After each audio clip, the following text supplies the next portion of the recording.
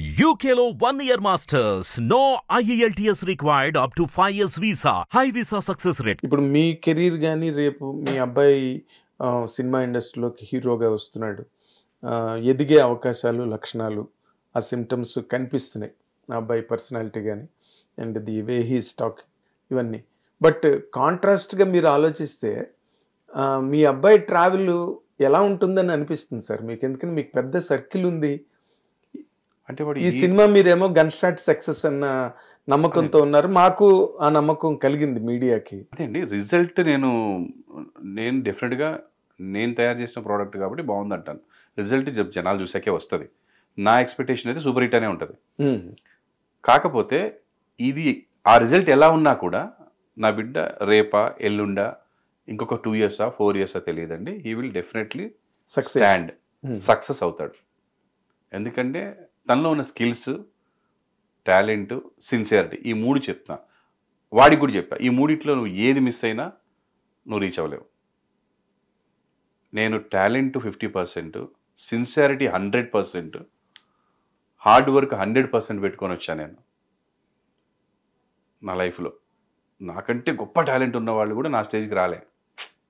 అందుకంటే చెప్తున్నా talent correct, కానీ నా సిన్సియారిటీ వాళ్ళకి లేదు, నా హార్డ్ వర్క్ వాళ్ళకి లేదు. నేను 12:30 అయినా నేను ఎప్పుడు ప్రొడ్యూసర్ని కానీ మేనేజర్ని కానీ ఏంటంటే ఇంకా పంపించడం లేదు.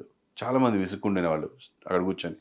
నా కాన్సన్ట్రేషన్ ఎట్లా ఉండేదంటే నాకు లేట్ అవుతుంది అనేది కాదండి, ఆ సీన్ బాగా వస్తుందా లేదా, రేపు స్క్రీన్ మీద చూసినప్పుడు మనం ఉంటామా లేదా, వదిలేసి వెళ్ళిపోతే మనం మిస్ అయిపోతాము అనేది ఉండేది. వాళ్ళు అలా ఉండదు కొంతమందికి, అంటే ఒక 60-70%.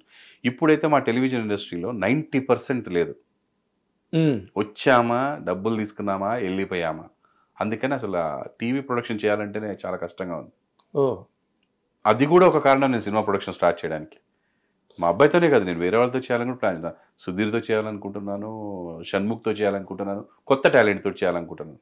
నాట్ బిగ్ హీరోస్ నేను టచ్ చేయలేను, కానీ కొత్త టాలెంట్ తోటి నేను ప్రొడ్యూస్ చేయాలనుకుంటున్నాను. మా పాపతో చేస్తున్నాను ఆల్రెడీ, ఇట్ ఆల్రెడీ మొత్తం డిసైడెడ్. సో నేనేమంటానంటే వాడు మీరు అడిగిన క్వశ్చన్కి నేను రాసిస్తాను సార్. నేనున్నా లేకపోయినా, నేనేం చేసినా ఏం చేయకపోయినా వాడు సెటిల్ అవ్వడం కన్ఫామ్ అండి. ఇండస్ట్రీలో అన్ని క్వాలిటీస్ ఉన్నాయి. నేను సినిమా తీశాను, ట్రావెల్ అయ్యాను, అన్ని చూశాను కాబట్టి చెప్తున్నాను. అన్ని తెలిసి ఈ క్వాలిటీస్ ఉన్న వాళ్ళందరూ సూపర్ సక్సెస్ అయ్యారండి. కరెక్ట్, డెఫినెట్గా. అంటే ఒక ఇండస్ట్రీలో వాళ్ళని చూసి చెప్తున్నాను, నేను ఇన్స్పైర్ అయిన వాళ్ళు. నాకు టోటల్ ఇండస్ట్రీలో ఎక్కువ నేను ఇన్స్పైర్ అయింది రామ్ చరణ్ గారు అండి. అంటే మనకు సంబంధం లేని విషయం చెప్పొచ్చు చెప్పకూడదు చెప్పాలండి. ఆ అబ్బాయిని చూస్తే ప్రతి తండ్రికి ఇలాంటి కొడుకు ఒకడు ఉంటే ఆ తండ్రి జీవితం సార్థకం అండి, అంతే. ఇంకా అంటే ఒక టైంలో ఒక 100 డిస్టర్బెన్స్లు ఉండే పాపం మెగాస్టార్ గారికి. ఆ టైంలో కరెక్ట్ టైంలో దిగాడండి బాబు. డే అండ్ నైట్ కష్టపడి బాడీ మలుచుకొని డ్యాన్సులు ఇరగదీసి ఒక మగధీర కొడితే మొత్తం అసలు వ్యానిష్, వేరే చెత్త టాపిక్లన్నీ. మెగాస్టార్ గారు కొడుకు వచ్చాడు రా చెత్త అని చిరంజీవి గారు రాజకీయాల్లోకి వెళ్ళి సినిమాకి దూరం అయితే మళ్ళీ చిరంజీవి గారిని అలా దూరం అవ్వలేదు అని నిలబెట్టిన వ్యక్తి అండి అబ్బాయి. కరెక్ట్. సినిమాలు చేయడం మానేసి మనం అందరం చచ్చిపోయేవాళ్ళం చిరంజీవి గారి సినిమాలు లేకుండా ఎట్ట బతకాలని. ఆయన మానేశాడని కానీ అన్నం తిల్లి 2 రోజులు బాధేసేది. అది ఎట్రా బాబు చిరంజీవి గారు చెప్పితే ఎలారా బాబు అని. అమితాబ్ గారు మానేశారని చెప్పి కూడా చేస్తున్నారు, ఈయన కూడా మానేశారని చెప్పి చేస్తుంది. 4 సార్లు మానేశారు అమితాబ్ గారు. అవును అవును. కానీ ఆయన చేస్తేనే మనకు ఆనందం. కొంతమంది మానేయకూడదండి, ఏదో ఒకటి చేయాలని. చిరంజీవి గారు ఉన్నంతకాలం సినిమాలు చేయాలండి, చేస్తేనే మనకు ఆనందం. ఆయన మానేస్తే మనం చూడలేం. ఏదో ఆ సినిమా ఇండస్ట్రీ చచ్చిపోయిందా అనిపిస్తుంది, కళ పోతుందండి, అంతే అండి, కళావిహీనం. ఎన్టీఆర్ గారు కూడా అండి అంత పెద్ద రాజకీయాల్లో ఉన్న ఒక్కొక్క సినిమా అప్పుడే చేశారు. మేజర్ చంద్రకాంత్ ఒక క్యారెక్టర్ని 200లో నడిచే సినిమా. అవును, అంటే ఆయన వచ్చాడు మళ్ళీ చూసామని. ఇంకో విశ్వామిత్ర అనే సినిమా అట్లా చేసేవాళ్ళు. నాగేశ్వరరావు గారు లాస్ట్ మినిట్ వరకు. అవును, మనం కూడా కొంతమంది లెజెండ్స్ మానేస్తే మనం అన్నం మానేసినట్టు ఉంటుంది సార్, మనకి లోపల కడుపులు తిప్పుతుంటుంది. సో ఆ అబ్బాయి హార్డ్ వర్క్ తోటి గెట్ బ్యాక్ అండి, అంటే మొత్తం మెగా ఫ్యామిలీ గెట్ బ్యాక్ అండి. ఎస్, ఈవెన్ నాగేంద్ర బాబు గారు పాపం అప్పటికి సినిమాలు చేశారు, పవన్ కళ్యాణ్ గారు రాజకీయాలు లేకపోతే కొన్ని ఫ్లాప్స్ ఇట్లా ఉన్నారు, చిరంజీవి గారు సినిమాలు మానేశారు.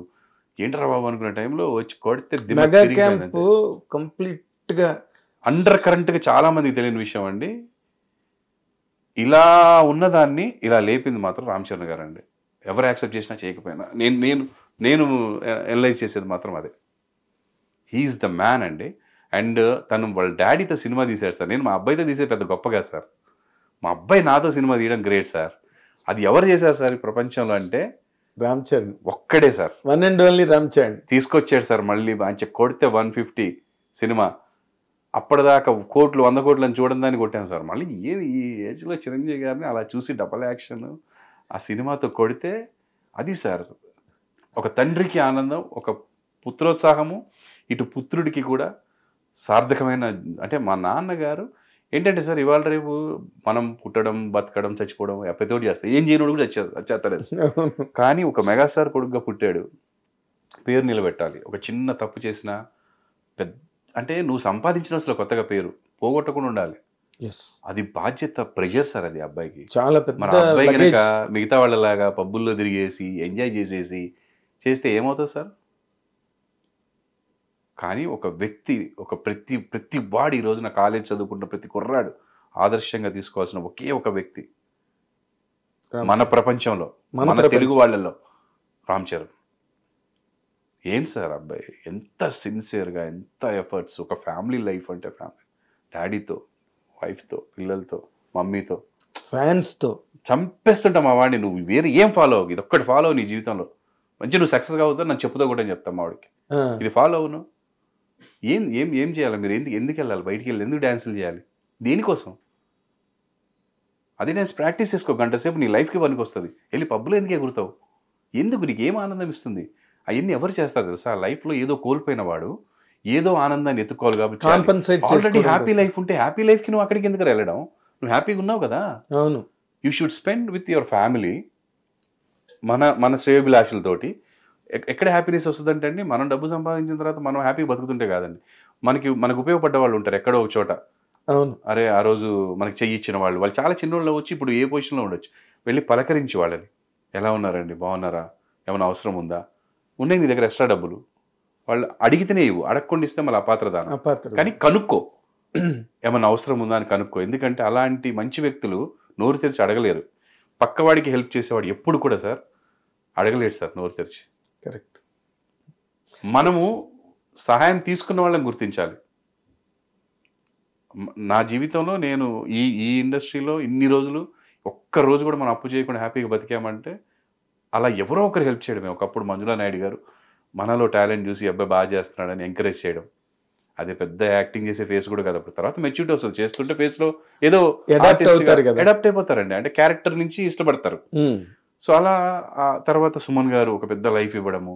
నేను సుమన్ ఓహరా ప్రొడక్షన్స్ అని పెట్టుకున్నాను. నా జీవితాంతం నా లైఫ్లో ఆయన ఉంటారు.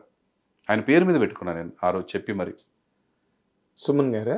సుమన్ గారి పేరే అది, నా ప్రొడక్షన్ పేరు శ్రీ సుమన్ ఓహరా ప్రొడక్షన్స్.